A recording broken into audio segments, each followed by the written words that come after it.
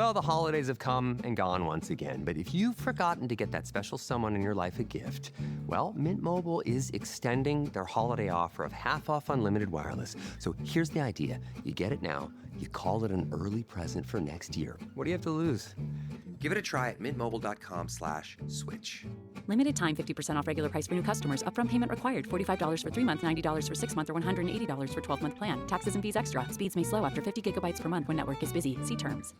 I was taking a nap and I wake up to like 10 missed calls, 40 texts. I'm like, who died? And it's like Taylor Hall is being traded to Carolina. And I'm like, at this hour?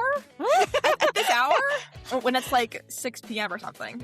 And like I start seeing tweets come in being like, this is a multi-team trade. And I was like, oh crap, I have to get out my computer and start writing right away. And then when it came through that like Natris was a part of the trade, I literally like fell on my knees and just like started screaming. My RA lived next door to me at the time because I was living in a residence hall. And like she texted me and was like, are you okay? And I was like, no!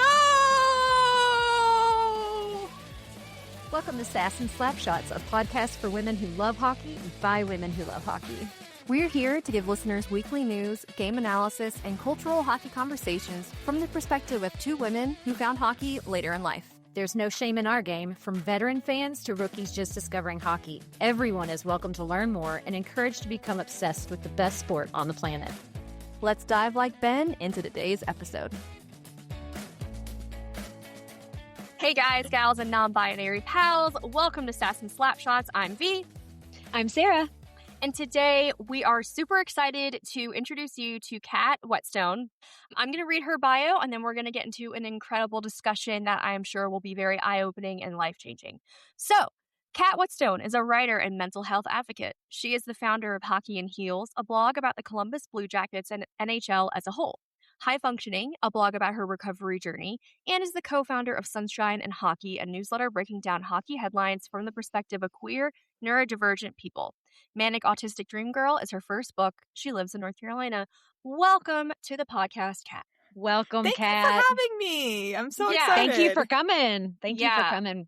I mean, I think we followed each other on Substack like a month and a half ago, something like that. And I read your bio and I read what you're doing, and I'm like, oh, yes, she's gonna be my friend.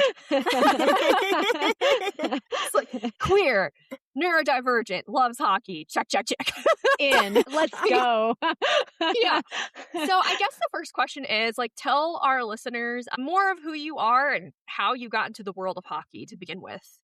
Yeah, so I am originally from Columbus, Ohio. That's where I stem from. And I'm going to make you guys feel very, very old for a second. And I'm so sorry. I was born 3 years after the Blue Jackets came to Columbus. Yeah.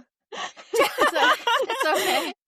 And so like hockey was kind of like in the background of my life, but not like the big sport. The big sport in my life growing up was football. My mom is an Ohio State alumni. Football is like a religion in Columbus. O-H. I-O. Yeah.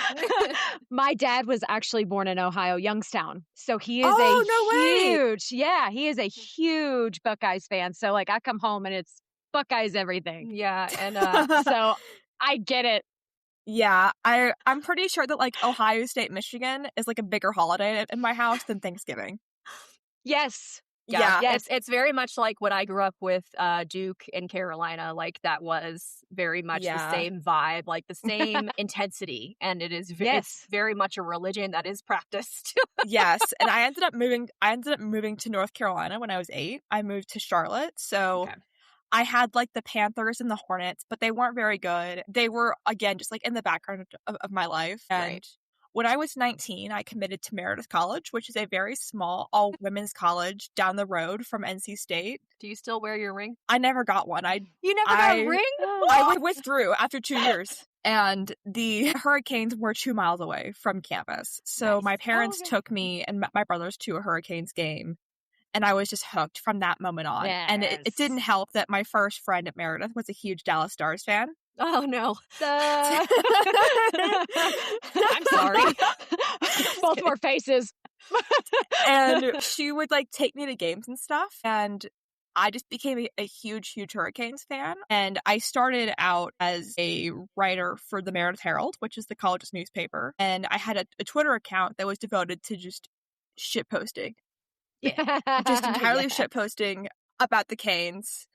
Mostly going, this power play sucks. What are we going to do about it? Avs fans. I'm sure that you guys know that very, very well. Yeah. And one of the editors at a site called Inside the Rink DM'd me on Twitter and was like, hey, I think that you'd be a really great fit for our website. So I became a Hurricanes reporter for 2 years.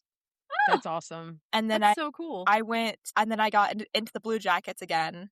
Who did you write for when you were writing for the Blue Jackets? I wrote for a site that I call The Outlet because it was so, it just was very toxic and Okay. yeah.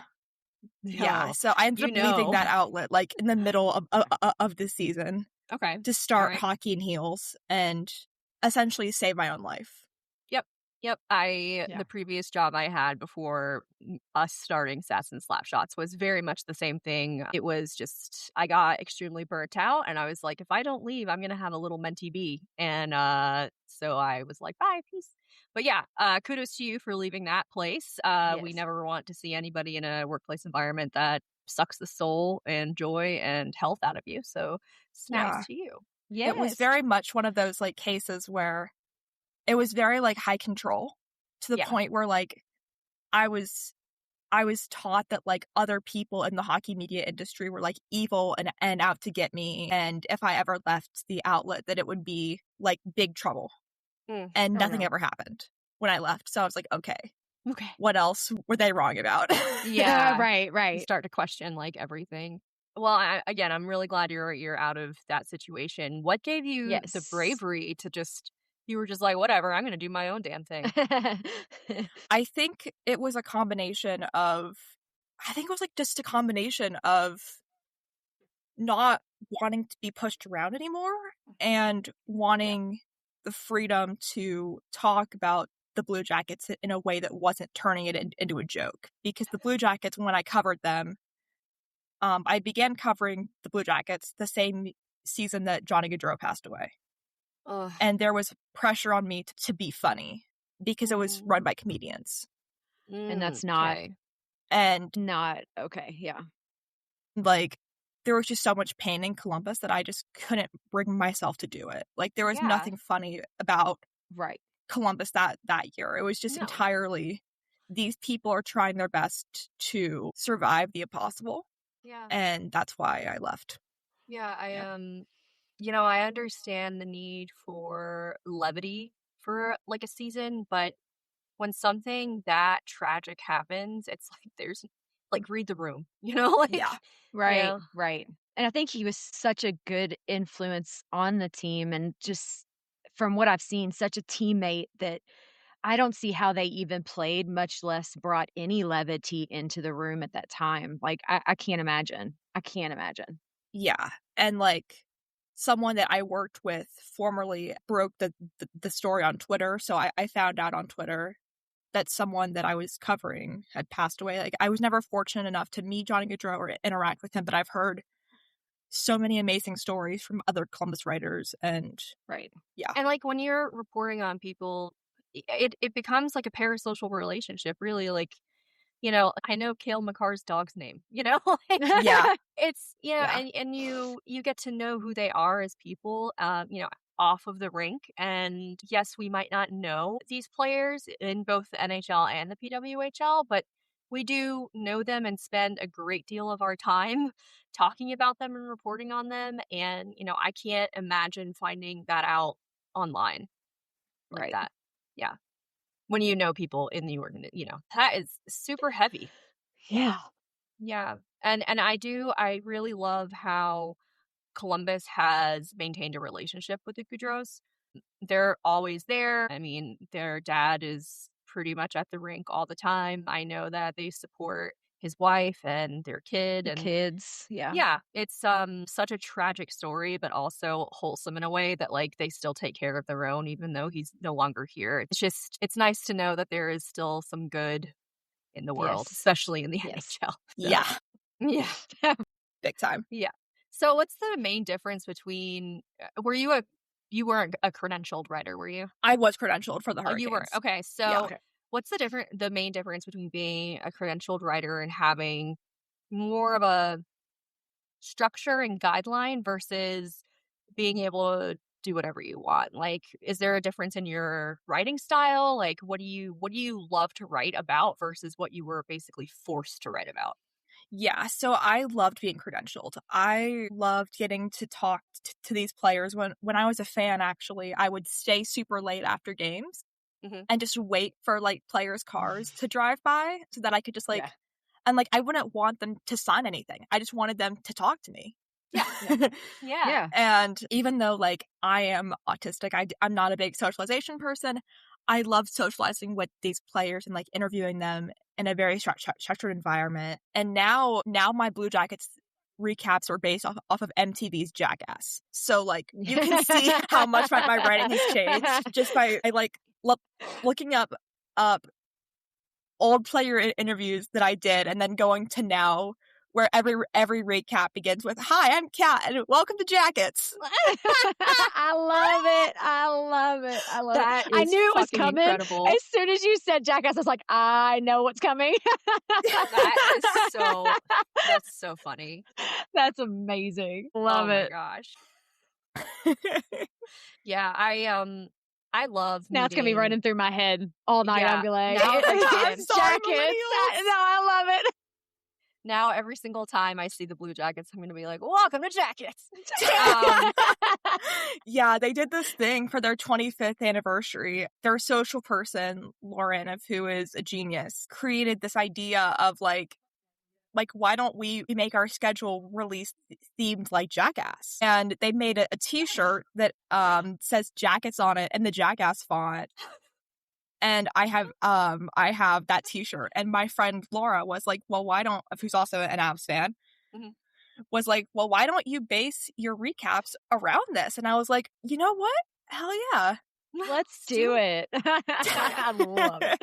Yeah, I think like that's the best thing about sports and just like doing your own thing in any industry really is just being able to inject humor into it, because with reporters, and I understand why it's a good thing that there's ethics and you can't do certain things, but independently it's like, man, how do we make sports transcend just sports bros? Like ESPN and empty netters, like how do we make it fun for people like us? And that's incredibly hilarious. I love that. Well, and I think when we get with the people who are credentialed, they, like you said, there's guidelines and there's stuff they have to follow. Sometimes it can be so dry and so just, it's the same thing, repetitive. It's the same questions, the same answers, the same everything. And you're just like, can we do something? Let's shake it up a little bit. Yeah, for sure. I actually, being credentialed actually was one of the best things of my life because it got me my autism diagnosis when I was 21. Really? Please tell us more please about tell that. us. Yeah, so I was interviewing a player. I will not say his name. He's so funny. He's hysterical and so witty, and it goes under the radar of English being his second language. And I did not know this at the time when I was interviewing him. He likes to play jokes on reporters. Okay. And I don't know when someone is joking. So I had asked him like, what's your mindset going into playoff? And he was like, playoff? What do you mean? And I was like, what do you mean? What do you mean? the what you go into to play. Yeah, and like Ward Stanley, best hockey ever. Right. Yeah, 7-game series. Yeah, and like especially with the Hurricanes, they had been to the postseason for like, oh god, has it really been 8 years already? That's crazy. I was like doing the math in my head, and like other reporters jumped in to help me re-ask the question, and he answered it, gave me a phenomenal answer. I was devastated as we were walking away because I thought I had made him feel bad for not understanding me. Right. And then one of the other reporters had stopped me on the way out and was like, hey, you realize that he was joking, right? Like, he knew of what playoffs meant. And I was like, what? I'm sorry, what? Yeah. And even though I had coworkers at the outlet mention autism to me, I was like, I never took it really seriously because I didn't want to lose control over my life and my career if I got diagnosed. Right. And then after that, I was like, I need to get diagnosed, and I need to get diagnosed soon because this is insane. Mm-hmm. And I did end up getting diagnosed, and that story is on my diagnostic report. And I'm guessing it's in your new book too, which you're Yes, it is. It's in the book. Debut author. Yeah. Yes, debut author, April 22nd. Yay, congratulations. Thank you. That's amazing. Yeah. I look forward to reading it. Yeah. Thank you. I asked Kat before the interview. I was like, hey, where can I get your book? Right. Like, Where is this going to be offered for me and for the listeners? Amazon. It's an Amazon exclusive for right now. I am well aware that there are many issues with Amazon, but for so many reasons, I decided to just stay independent for the book.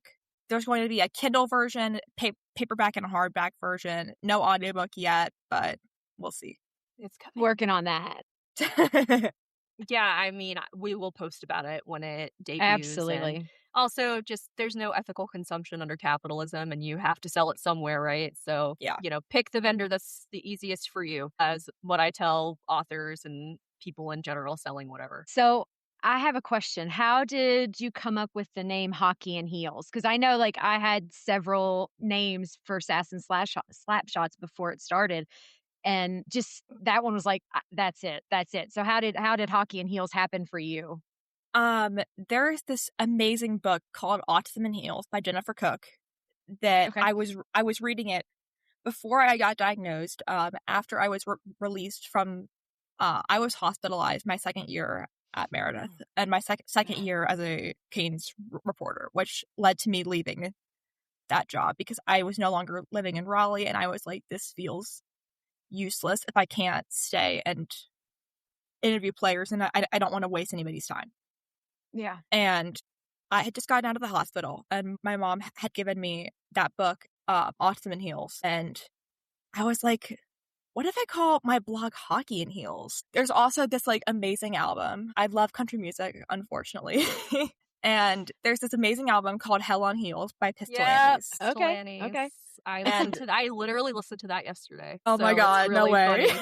Yeah, obviously Miranda Lambert's awful and blah, blah, blah, but oh my God, Pistolantes, I can never get rid of them. I love Pistolantes. And I was like, you know what? What if we call it Hockey and Heels? What if we call my blog Hockey and Heels? So I love it. I changed my blog name because I started out on Substack, left Substack, went to Tumblr, then came back to Substack. A whole 180. Yeah, whole 180. And my blog originally was just called, it was just Kat Whetstone, my name. Mm-hmm. And then I changed it to Hockey and Heels, and I was like, this is perfect. This feels like me. This is what I was meant to do. I love you do 2 other blogs. Yeah. Do you do this full time? Yeah. Okay. That's a lot of writing. Yeah. It is, yeah. I love that. I mean, that's our goal ultimately is to do this full time for sure. Right now I'm a barista at a local shop, and it's part time, and I do love that job. I don't know if I would ever fully leave that job, but I want to just talk about hockey 24/7, 365. And I have ADHD, and my husband is ADHD, and so I also found hockey later in life, and it was very much the same reaction to hockey. I grew up in basketball country, I've written about it and talked about it. Sorry, I've talked about it and written about it quite a lot. And when I found hockey, when I first saw the Avs during their cup run in 2022, it was okay. I've done drugs, okay, and it is like someone gave me a line of coke, and I was like, I'm in. Oh my God. That was the feeling of euphoria, and I was instantly addicted to it. And it's been a slow decline into obsession since. So now, I talk about hockey like, God, most of my conversations are about it. So it's definitely my hyperfixation. And I love that other neurodivergent people are just like, yeah, fuck yeah, this is amazing. We got this. Yeah, it's like, I'm validated. So it's really cool that like hockey was your portal into a diagnosis. Like when you first were diagnosed, what were your feelings around that? Because when I was late stage diagnosed for ADHD, I had some big feelings. So I'm just curious what your experience was like. Oh, so the book actually stemmed from these feelings that I was having. I was so angry after I got diagnosed. Okay, great. I was Me too. so angry. And I ended up getting like very, very depressed about it. And I was like, I need to start writing again to process these experiences that I've had. And that helped me get to a place where I felt okay with being autistic. Mm-hmm. But also not just like feeling okay with it, but feeling like at peace with it and feeling very much at a place where I could talk about it. I could talk about like being misdiagnosed with like other things. I was misdiagnosed with a mood disorder, which is like the peak of medical misogyny. Yeah, I don't know if I was misdiagnosed, but I definitely was misdiagnosed. Yeah. No, I when I got diagnosed, I like everything becomes, you look back at your life and this new perspective changes everything that you've been through. And you just sit there and you wonder, like, how the fuck did no one notice this? It was so blatant and no one did anything about anything. Yeah. So, yeah, it's just that new perspective shook me to the core. And I was very angry and pissed off at, guardians and the medical industry as, together. But I do think, like you, Kat, I've gotten into this space of not only accepting, but embracing it. And I am not one that's like, ADHD is your superpower. Autism is a superpower. No, it's not. It is a disorder. It is a chronic thing. It's a disability. It's not a fucking superpower. It affects every single aspect of your life. And it is extremely challenging. And there are struggles that go along with it that neurotypical people or just people that aren't diagnosed with a chronic illness or a disability understand or could understand. So when I see that like girl boss superpower thing, I just want to like punch a baby. It's just like, well, sorry, just went on a total rant. I do have a question. So you've been both in the credentialed sports world and you've been in the independent sports journalism world. If somebody were to say to you, like, what advice do you have for each one and which one would you choose? What would you say? Ooh. I think that my advice is the same, which is stay true to yourself and stay true to your values. Love that. That's very, very hard when you're credentialed sometimes. And I felt very much like the wind had just like swept me up and I was moving along with it. But there are perks and benefits. There are perks and downsides to both. I think ultimately just like staying true to yourself is like the most important thing. It sounds so cliche and so corny, but like it's true. I think if I had I think that's true. Sorry, I didn't mean to interrupt.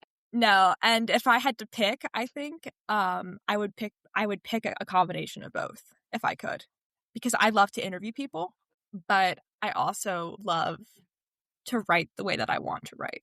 And I think that's important too, is being able to speak to who you are when you write and inject your personality and your feelings and your thoughts into your writing without having to worry, okay, who's going to call me out on this? Who's worried about what I'm writing about? And I think that's something that V and I have always said, we're going to be who we are. We're going to write what we write, and the right people are going to see it and the right people are going to be here. And that's what matters. Yeah. I think that can go into sports being political too. Like we're in a very tumultuous time in our country and the world because of our country. And I think because of my previous job where I was openly ridiculed about my political stances and being very loud about them, because I used to work in the personal finance space and money is inherently political, obviously. But I felt a little micromanaged as well on my platforms. And now I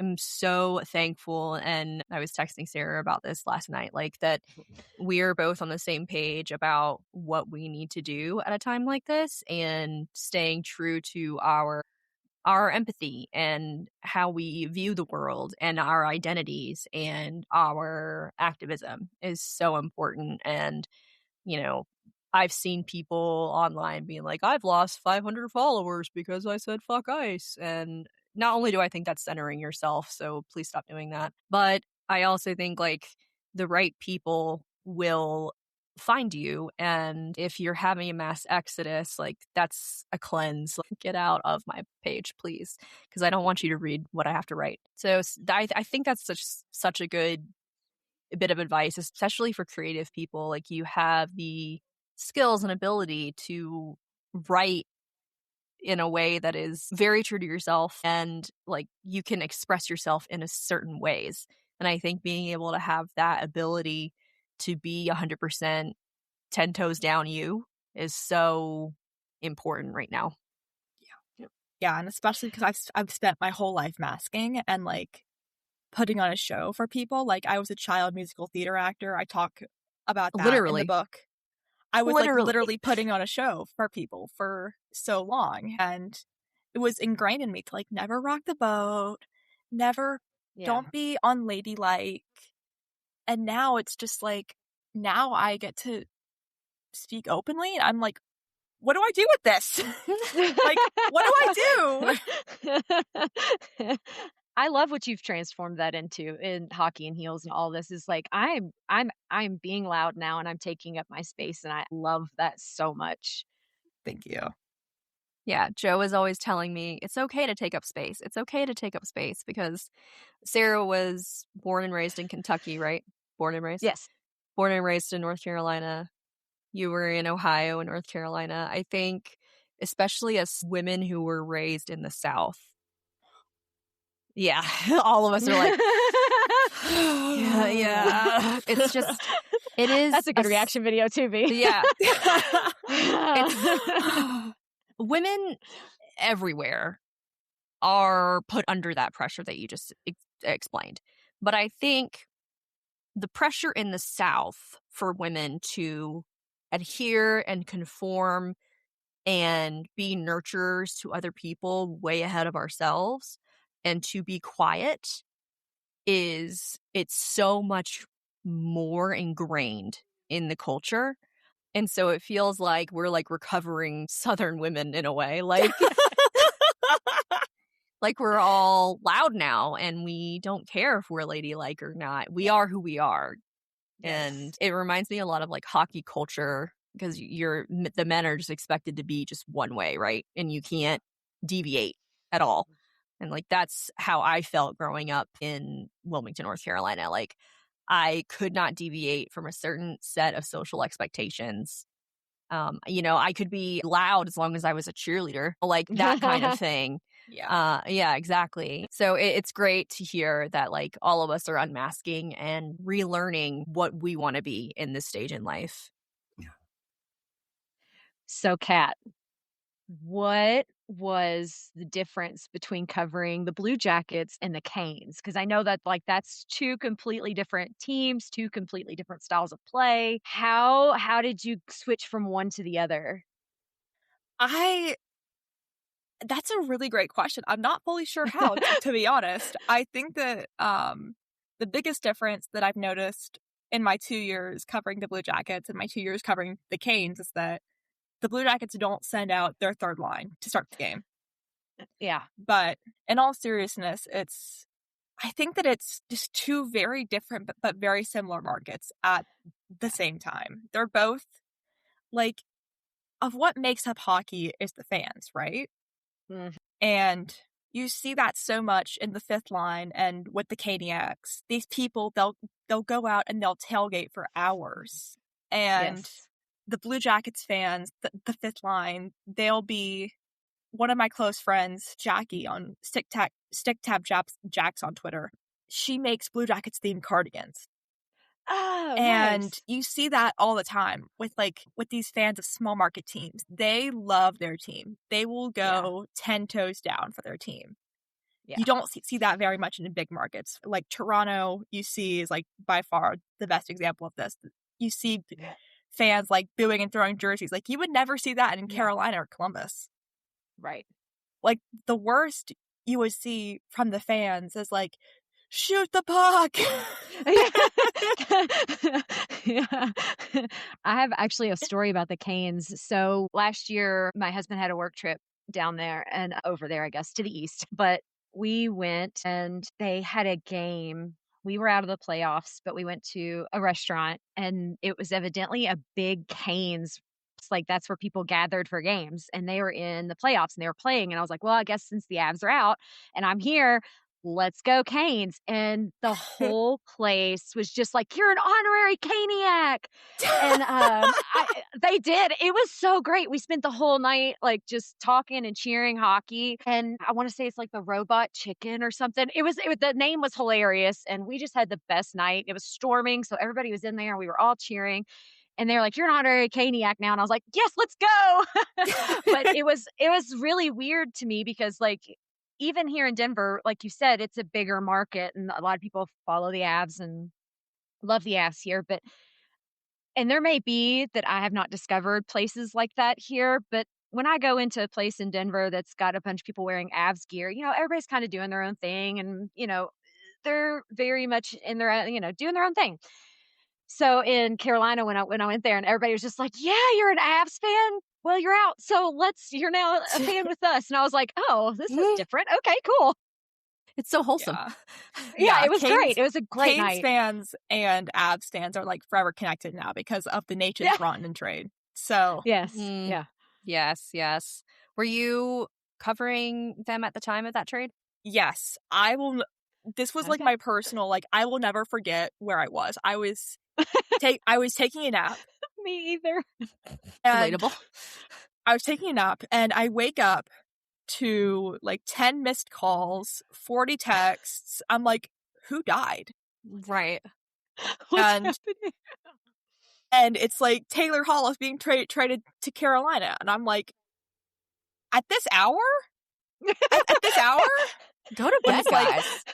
When it's like 6 p.m. or something. And like I start seeing tweets come in being like, this is a multi-team trade. And I was like, oh crap, I have to get out my computer and start writing right away. Mm-hmm. And then it comes through that Nature's got traded. And I'll show you actually. I loved, like, Nature's was my first ever favorite player. I have a Nature's bobblehead. I love that so much. So like the reporter side of me was like, I actually one time when I was covering the Canes, my first ever game being credentialed, they told me, Nature's is going to be available for media tonight. And I hid in the hallway because I was so scared. I was like 20 at the time. I was like 20. Keep in mind, and and then when it came through that like Natris was a part of the trade, I literally like fell on my knees and just like started screaming. I was like, my RA lived next door to me at the time because I was living in a residence hall, and like she texted me and was like, "Are you okay?" And I was like, "No." No. Yeah, Colorado wasn't okay either, I assure you. We were not okay either. Yeah. But, and it's turned out, and we have loved having Marty Party with us. Yeah. He is Nature's a is really great cool. fit. Yeah, he's a great fit. I was loved elated watching when he his... signed the 8-year extension. I was like, you yes. know what? Good for him. I'm gonna like I miss seeing him in Carolina just because like Of course. I was obsessed with figure skating before I became a hockey fan. Mm-hmm. Yeah. I'm no longer as much of a diehard as I was for just a lot of reasons. Mm-hmm. But watching Nature's skate created those same emotions that figure skating did within me. So watching him skate with like McKinnon and all the other Avs guys, it's like this team is just built on zoom essentially. Yeah. And I love it. I love that. My They're built favorite on quote. Zoom Zoom. Yep. Yeah, watching him When- dance, it's unbelievable the skill that he has. It's always one of my favorite things at warm-ups is to watch Kale. I don't know if anybody else watches Kale during warm-ups, but his dance in the beginning of warm-ups, his skating is just, it's one of those times where I'm like, he not only knows how to play defense, this guy knows how to skate and skate well. And so seeing Marty do the same thing, and he does the same pregame warm-up every time, and I wait for it because it's beautiful. Like he does a spin move and then turns and backhands into the net every game, and he's always one of the last players back onto back down to the tunnel. He's always one of the last players out, and I love watching that. Yeah, and the game is more interesting, obviously, but watching these guys and their skill in warm-ups is also so phenomenal. So you said that about figure skating. It just reminds me of Kale doing his little dance every time, and I'm just like, these guys. These guys. So you must be really excited about the Olympics then. Yeah, I am. Who are you going to root for? Who are your teams? So I was gonna do Team Canada and Team Finland. Okay. But Team Finland did a great disservice to me personally by leaving Patrick Laine off the roster. I am the world's biggest Patrick Laine fan, if you don't know this. I wrote an article, I love it, about him when he was in the player assistance program, essentially like defending him and like telling Columbus media like, hey, back off. Like this is a real person. Yeah. And I talked about my own struggles with PTSD and depression and being hospitalized, and his wife saw the article and reached out to me with a very, very sweet message. So I have been a huge fan ever since then. I follow the Habs very, very loosely, just for Laine. I love that. Yeah, I love it. And he was left off of Team Finland because of his injury. So I was Team like, Finland is dead to me. Team Finland, I'm not cheering for you. You are dead to me. So I guess I'll just do Team Canada because I love Sidney Crosby. Yeah, that's fair. And I want to see all the good things come Sidney Crosby's way. Yeah. Yes. I agree. Always. Yeah, definitely Team Canada over here because like all of the Avs, and then Sweden because Landeskog is my man. Oh yes, yeah. And also Team Latvia. Yeah. Okay. For Elvis Merslakins because I love him too. I love goalies. Goalie girl. I love goalies that are shamelessly themselves, and Elvis is very much shamelessly himself. In his first interview with North American media, he said, "I'm not like a normal goalie." He has lived up to not being a normal goalie, and I can't wait to see what chaos he gets into at the Olympics. He's like, goalies are weird. I'm worse. I'm weirder. I'm the weirdest goalie. I'm the king of the weirdos. I will take the crown of weirdest goalie. Yeah. I love that. All right. So, Kat, please tell everybody where they can find you, and I guess what projects you have coming up. Obviously, we will promote the crap out of your new book. I can't not wait to read it. Like, I know. It's going to be a really good read for me because we have so much in common. So please do your promo. Yes. So you can find me at Hockey and Heels pretty much everywhere. And my book, Manic Autistic Dream Girl, comes out April 22nd on Amazon. Awesome. Okay. Awesome. Yay. Well, thank you so much for coming on, Kat. Sorry I kind of steamrolled there in the beginning. I was just like so excited to talk to you. And when I get excited, my mouth goes blah, blah, blah, blah. So that's me. We both do it sometimes. Sorry. You're fine. Yeah. I do it too. No worries. If you're ever in a room with us, like we just talk over each other. So yeah. Thank you for coming on. I am so excited to follow your independent journalist career. And I wish nothing but the best for you. Thank you so much. Thank you guys. Thank you. Bye-bye. Thank you. We're going to go over the top 5 in the NHL, the top 3 in the PWHL, and the injury report. Sarah, take it away. All right, top 5 in the NHL right now. Once again, coming in first is the Colorado Avalanche with 12% chance of winning the Cup. Second is Tampa Bay Lightning. They have overtaken us in chances to win the Cup with a 12.3% chance there. Coming in third, Minnesota Wild with 7% chance. Carolina Hurricanes, 11.1%. Okay, Canes. And the Dallas Stars coming in fifth with a 7.2% chance of winning the cup. Love to Top see it. three in top three in the PWHL right now. Boston Fleet keep their top position. Coming in second is the Frost out of Minnesota, and then we have the Montreal Victoire coming in third. Yeah, they knocked the Sirens off of the third spot. So happy for that. Go Poo. Go Victoire. Yeah, go Victoire. Oh my gosh, that video. I don't want to get too off track, but that video she put out, oh my gosh, I cried. I was like, they're the best. I know. Okay, so injury report. We're going to keep it to the top 10 because there's it's that time of year where we have a ton of injuries. So we're going to do top 10 this is right not now. everybody. It's not an extensive list. There were like 60 players injured at this time of year. So it's constant right now. So Lindholm for the Bruins is out. Ukko-Pekka Luukkonen. My favorite name to say. Ukko-Pekka Luukkonen. For the Sabres is out. Ghostenbeer. Again, Ghostenbeer is out. For the Canes. Taves and Landy are still out for the Avalanche, but Landy is skating. Yes, he is. Thank God. So excited. And I think Bednard's presser, he said Taves should be back any day now. So good. Just waiting on that. Awesome. Henrique from the Oilers, Kopitar from the Kings, Hughes for the Devils, Sherwood for the Sharks, Gunther for the Mammoth. Yeah. Gunther for the Mammoth, and Nylander and Tanev are still out for the Leafs. Alrighty.